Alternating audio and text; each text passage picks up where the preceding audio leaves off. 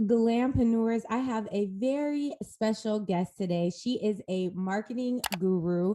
She's also a glampreneur herself because she owned her own nail salon on Melrose in LA that was very successful.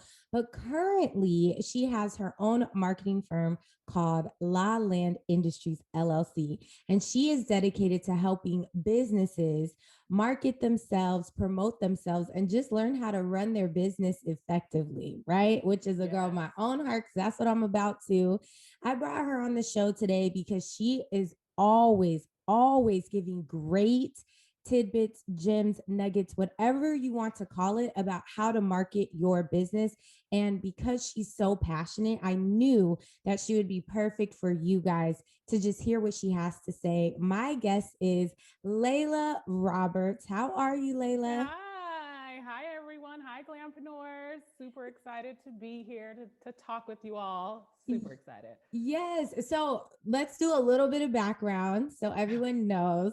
So Layla originally was my student. I I was was. her Cosmo instructor. And I always knew from day one that she just had a brilliant mind when it came to marketing, business. She always had ideas and she was constantly helping people in her class.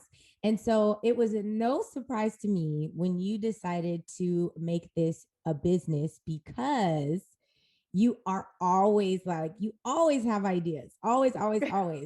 And I'm like, where did that come from? So it is awesome to just see that she went from my student to a businesswoman. I mean, she was a businesswoman before you entered Cosmo School, but still. So that's our little background. That's how I know Layla. So Layla, first let's start with, how did you even decide to have your company? Well, I felt there was a void, right? Our industry, mind you, my consulting firm is strictly for beauty professionals, right? For glampreneurs like our listeners, correct? So I thought about that, especially when the pandemic hit. What are all these wonderful creative people going to do if they didn't have their business in place prior? So it came from almost like a necessity that I felt our community needs. It's underserved as far as teaching people how to run a successful beauty business. If Mm-hmm. you're just by yourself doing house calls, or if you have a brick and mortar, or if you are renting a chair, there is a way to conduct business and be successful at it. So I just wanted to bring my level of experience and share what I've learned with everyone and just help them building the infrastructure and you know um, the tools and processes to be successful and to bring in revenue, right? So Yeah. that's kind of where it started. So let's go back to when you started your business, because I think it's awesome just how you brought recognition to your business on your own. Like, when you did your nail salon, you got out there and you figured out how to tell people you were existing. Right. And where did you get that knowledge? Like, where did that come from? I'm going to be 100% honest with you. It was a lot of trial and error. um, I found that it doesn't hurt to ask, right? Just literally standing out front.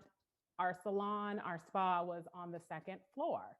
And I said, okay, well, we're up here. Let me go downstairs, pass out chocolate covered strawberries to people walking by and let them know. Even if they just look upstairs, they at least knew we were there. So I would cold call people, literally just going through, on social media, seeing what sort of events were going to be in town and contacting the project manager, letting them know I have a spa. We would love to be a part of your VIP lounge. We will offer amazing services. That gave us recognition, reaching out to bloggers. Um, just again, mainly just again, pounding the pavement, doing cold calling, calling in favors from people that I know in the industry that may be doing an event. I had some event planner friends that I piggybacked on some of their events, and we did services, for the people that were attending those parties. So again, I just think it's just not being afraid to ask people and not being afraid to just try something different. Well, people are scared of the no, though.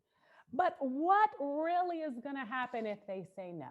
I mean, to be honest, you're just going to be in the same position you were prior to asking. So you didn't lose anything, That's good. That's a good point. Yeah, no, for sure.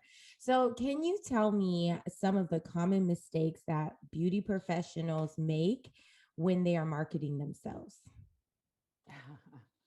Well, it's funny because you had an episode recently about picking and finding out your ideal client, right? Mm-hmm. Yep. So I would say, to be honest with you, if you don't know who you're marketing to or who you want to attract, that's a huge mistake. And I would think, to me, based on my experience, that is the number one mistake. You're marketing and you don't really have a target. You don't really know who you're marketing to.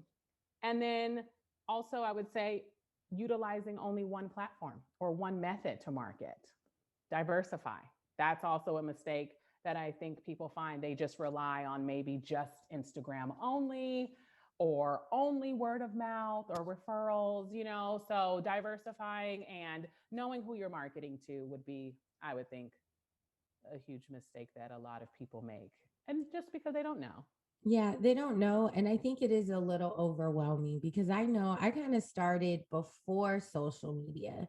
So once I got busy and mine was word of mouth, hitting the pavement, passing out cards, I did a model's hair and makeup, took her to the mall with me, and I was like, hey, help me pass out my cards. I was thinking outside the box.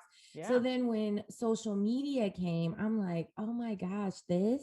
You know what I mean? And so it took a minute. It was a little bit of resistance, but now I'm thinking about my students as they're graduating from Cosmo School. It can be a little bit overwhelming to focus on all the different platforms, which I think things like this, like podcasts like this, help you figure out where to start. And I think that's a good point. Like you have to start with who you're talking to. That's right. You have to have the plan. Yeah. Because if you don't know, it's like, what are we even doing? Who are you speaking to and why? And I think the last quote for that episode was people shop where they see themselves. I don't know. One of my my mentor gave me that. And I was like, oh my gosh, you're right. Totally. That was crazy. Okay, so when the pandemic hit, a lot of beauty businesses had no clue what to do. So they didn't know like how to make their business run from behind the chair. What is some advice that you would give to hair beauty professionals, glampreneurs outside of working behind the chair? Like what else could they do since they put all their eggs in one basket, which is them standing behind the chair physically doing the work? What is some advice you would give them? I would say, to start, definitely gathering up all of your clients, right? Any information that you possibly have, reaching out to your clients. Our business is very much relationship based, right? Mm-hmm. So I feel that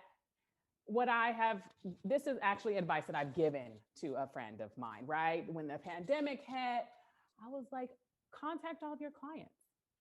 They may be wondering if you're okay, contact them. And in turn, while she was contacting them, she discovered people needed product. People needed and still wanted to patronize her and were willing to make accommodations either at their home or, choosing a location that was outdoors. And they were really trying, to accommodate her because not only did they need their services still, right? But they also wanted to make sure that she was okay and that she was able to sustain her normal lifestyle. So you don't want to underestimate the relationships that you have with your clients and letting them know what's going on. So in turn, I would say focusing on what you have, right? whatever that is, the clients that have been loyal and coming to you, if it's support from family, maybe you're going to be doing more of your family members' hair now. And they trust you because they know where you've been. They're not as afraid because of the virus. And then you're still getting a little bit of income from them. It's thinking outside the box.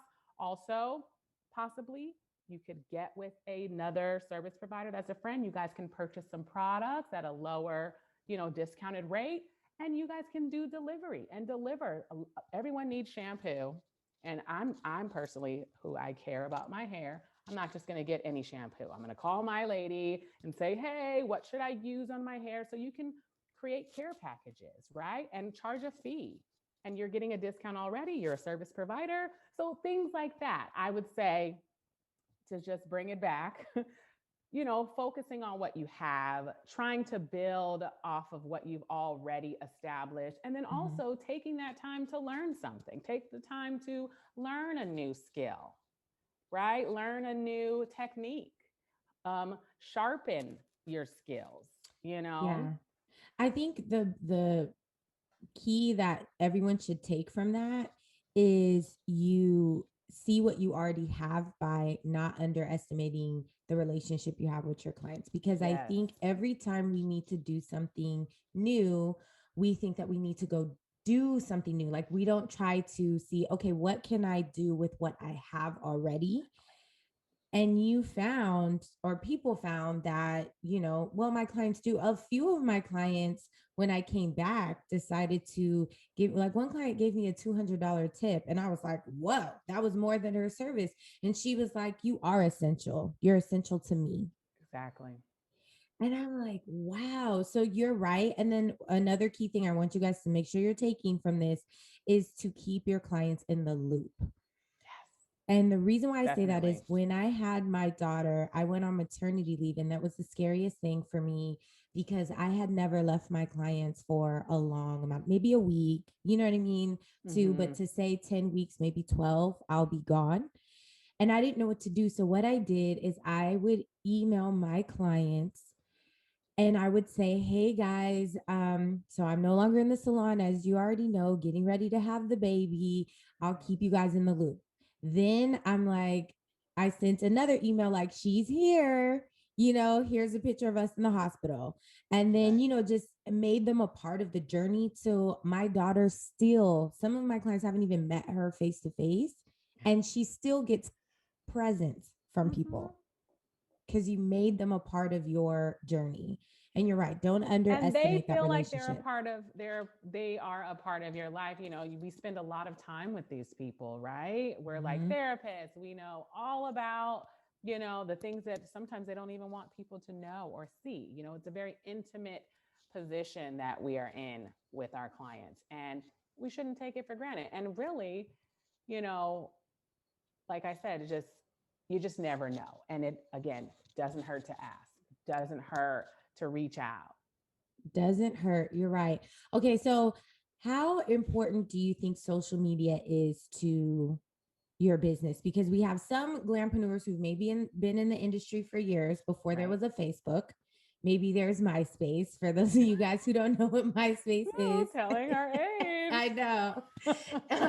But MySpace, I don't even remember MySpace even being used for businesses on the caliber Right. that Instagram and Facebook is now. So, how important do you think for those people who are a little bit apprehensive of incorporating social media into their business? How important is it? I think it's extremely important. It has revolutionized the way that we reach people, the way that we market.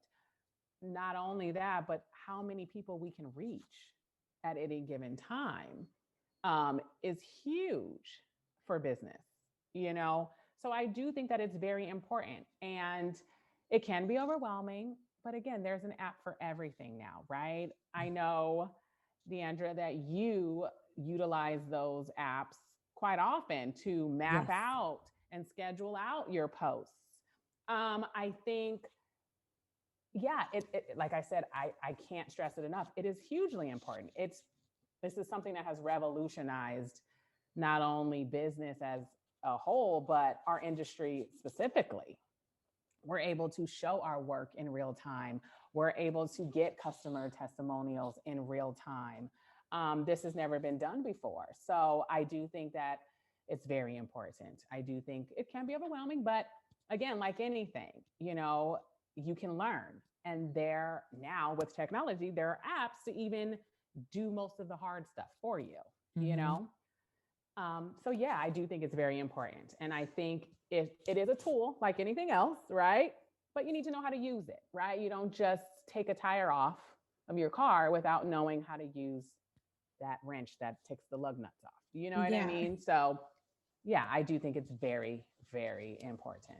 And it's funny that you say apps because I'm actually in the process of creating an episode on 5 important apps to help you schedule and plan your social media posts because Yeah. it is important and it's not as overwhelming. That was my apprehension is that I'm a mom, I have several jobs. I do not have time to post or to think about, hey guys, I'm curling hair right now. Like I didn't have that time, but I think I was putting those standards from someone else. That was someone I was looking at, people that I follow, people that I like. Mm-hmm.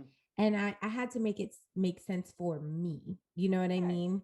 So I definitely think I just like to get your take on social media because in my opinion, if you don't have social media, you are losing out on a lot of business and people may not even come to you because they research everything through social media and then they take it a Everything is step further. available now. Yeah, Right. So yeah, and it's absolutely. a way to stand out. Like think of it as any other sort of platform. Like for instance, let's say you're going to the grocery store and those shelves are styled a certain way. You go to a clothing store, the racks are positioned a certain way, right? Mm-hmm. For you to view it. And when you're going into a Target or when you're going into a Walmart, right? Mm-hmm. So the way the images and everything that we do from our branding, this platform of social media, you literally can reach the entire world from your living room. Yeah. Where and when? Do you know how expensive that used to be back in the day to try to reach all of these people? You're trying to buy, addresses to send, mailers to. You're Mm-hmm. like, yes. Thank you to the people that made social media. It has Yeah. its ups, it has its downs, like everything, but I do think it is a huge tool. And once you get the basics, and it's really not rocket science, it's really just algorithms, right? So it's a formula put together, and then there's an outcome at the end. So I'm just saying, don't be afraid of social media. It is a humongously beneficial tool because of the reach. That Yeah. alone, if you take nothing else from social media, the fact that you can reach the entire world. Yes. And I think with social media, something you said is that it's a tool. A tool. It's not the only thing. So, you have to keep in mind that it is a great tool and it's a tool that's important, but there's other things that come into that because you want to make sure that your business is legit when they go looking for you, when they find you on social media. Okay, so can you give me 3 things every glampreneur should do in their marketing efforts? What are 3 things you feel like they should do? Well, let's bring it back to the beginning. Know who you're marketing to. That's number one. Um, and narrowing your campaigns. When I say a campaign, um, I would say it's liking it to a project. So let's Mm-hmm. say we want to focus on natural hair, right? Let's just say that's your thing. So I would say managing and coming up with a specific campaign for whatever it is that you want to do and run with that for at least a week or so. And then the third thing would be grabbing all the data, right? Having something in place. And luckily, social media does that for you when your insights. You can kind of see how well a post did, how many sites, how many insights you got, meaning how many clicks did you get? How many times did someone go to your website or click to book with you? That information is key because what that's going to do is going to help you to see what worked, what didn't work. Mm-hmm. Because let's all work smarter, right? Let's not put our efforts into something that's not giving us anything back. And the Yeah. only way you're going to know that is by looking at the data, looking at the results of whatever campaign you did, whatever project, whatever uh, marketing effort you want to do.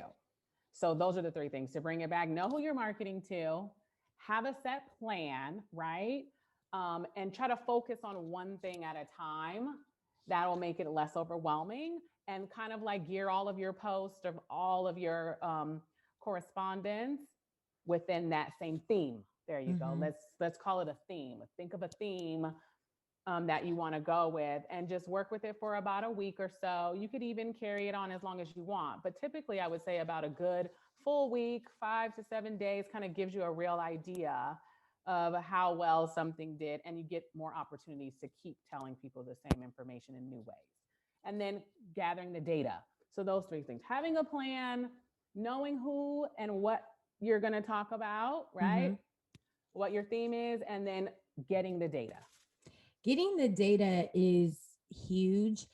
And if you're not sure what you should even post, you may want to consider looking at some of your favorite, hairstylists, makeup artists, whatever field you're in as a glampreneur, and see what gets the most likes from them. I'm not saying you're going to go deep into their insights, but just kind of see like what really attracted people to them, just to give you an Right. idea. That's a great one. Yeah. Yeah. That one was like hard for me because I know for me, I have so many ideas. Yeah. And it's like I want to do them all, and I've already moved on to the next. And so I think when I look at everything, which is why planning is good, Mm-hmm. when you look at everything, you can see when I can now see when I'm a little jumbled, right? When I'm like, we're not ready for that yet. That should be a little bit longer. So those are good three things, guys. I hope you guys wrote that down. Okay, so the next question is, what would you say to the individual who gets overwhelmed with marketing on social media? And you kind of answered Again, it. yeah, but I mean, great. We can go back to it. I love these questions because you really want people to understand that everything can be overwhelming, right? Depending on how you look at it, depending on your perception of it, right? And my whole thing is always taking a big thing and breaking it down to smaller, digestible pieces. Yeah. So I would say, again, having a theme, it goes back to those same things, knowing who you are going to market to and what you're trying to show them, right? Mhm. That is going to help you to hone in. It's going to take all of those ideas that you have going on, which are great, but let's just focus. It allows you to focus your efforts. So that automatically will help it be less overwhelming because now you have a plan. Okay, I'm going to do press outs today, or I want to get more press, silk press clients. So that is my theme, let's say. So I know who I'm going to be targeting. I know what I'm going to be showing them because this is what I want them to come in for. Remember, seeing yourself. Mhm. The clients go to people that they see themselves in. So then you kind of already have some of the guesswork all ready for you to go. And then again, utilizing some of these apps. DeAndra, I know there's an app that you use specifically to plan out your week of posts. Mm-hmm. Planoly, Planoly. Okay, maybe that's something that you can put up for them Yes, for I will. later. I'll But put it in the show those notes. are huge, and that could be a whole episode in itself, Yes. right? But yeah, utilizing these tools to help you manage your marketing campaigns, which would be, a set period of time that you're going to be utilizing this theme to get the most amount of clients that you desire from that particular campaign.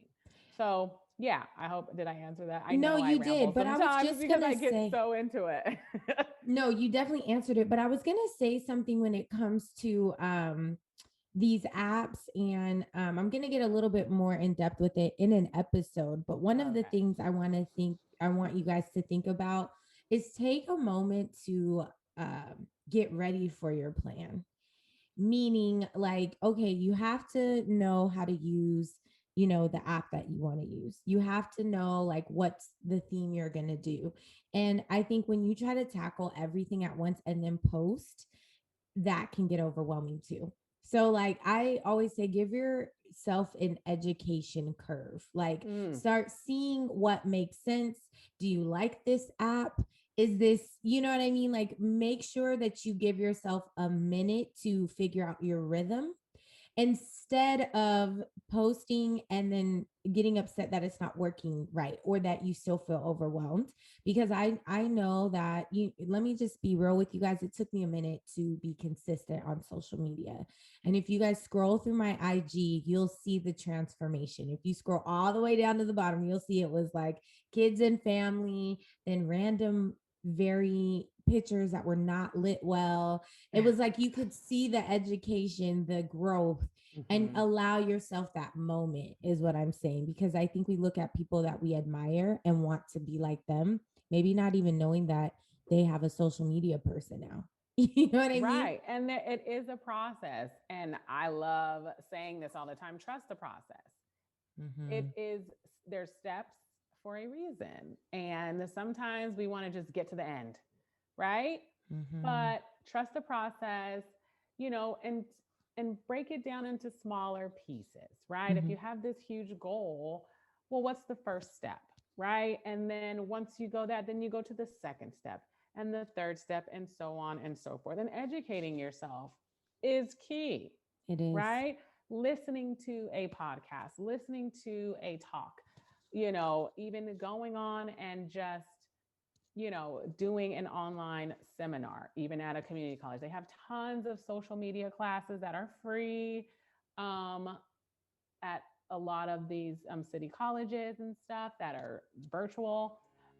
Even people on social media are giving tips and stuff. Like, educate yourself, because the more you know, the less overwhelmed you'll be, because you'll have an answer for those questions.